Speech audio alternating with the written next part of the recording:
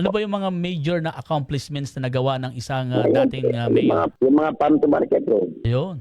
yung mga mag-aaral, binibigyan ko po sila ng ng assistant. Mga Okay. college, mga high school, at ang mga ating mga farmers, mga binibigyan ko ng farmers day yan, mga pangangailangan nila sa needs nila, sa mga pangangailangan nila sa gamit nila sa farmers. Yan po, marami po ako mga programa no ako po naging mayor. Although po ang bayan namin noon, talaga pong third class municipality, napakaliit po ang budget noon, almost 80 million lang po kada taon. Eh, magkano po ating budget ngayon? pa- Magkano po budget ngayon? Ngayon po umabot ng 300 million. 300 million.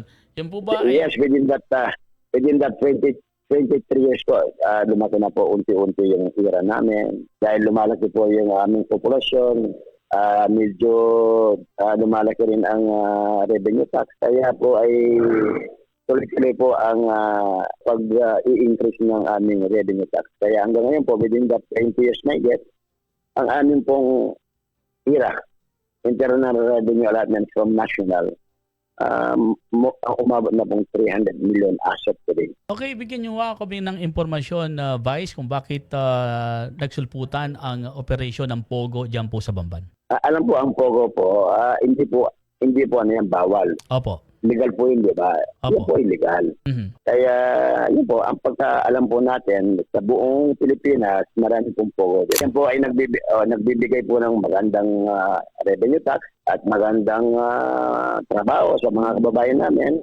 Alam po ninyo, ang bayan po namin, almost po 50%. Nalahar po kami. Kaya we need more trabaho, Opo. income ng aming bayan. Kaya po ang aming Mayor Alice Go, siguro kaya po ay nagkaroon ng Pogo rito dahil ang pagkaalam namin lahat, tayong lahat dito sa Pilipinas, ang Pogo po ay legal. Legal.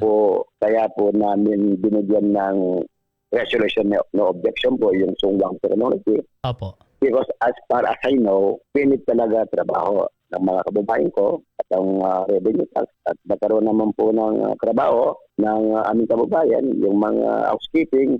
Opo. Yun po, ang kaya namin po binigyan ng no objection yung Pogo, yun pong sungwang technology.